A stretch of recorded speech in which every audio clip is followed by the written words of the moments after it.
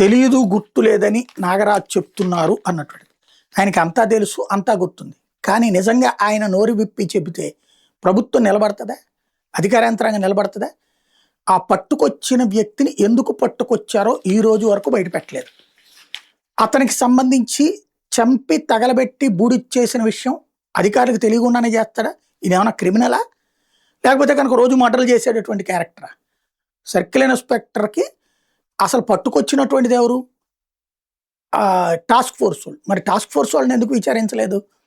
Task force వాళ్ళు ఎందుకు పట్టుకొచ్చారు? ఒకవేళ వారెంట్ మీద పట్టుకొస్తే జగ్గైపేట పోలీసులు వారెంట్ అయితే, కోర్టు ఇచ్చిన ఆదేశాలు అయితే జగ్గైపేటకు పంపించాల్సింది పోయి ఈయనకి ఎందుకు ఇచ్చారు అంటే సంథింగ్ పెద్దలు.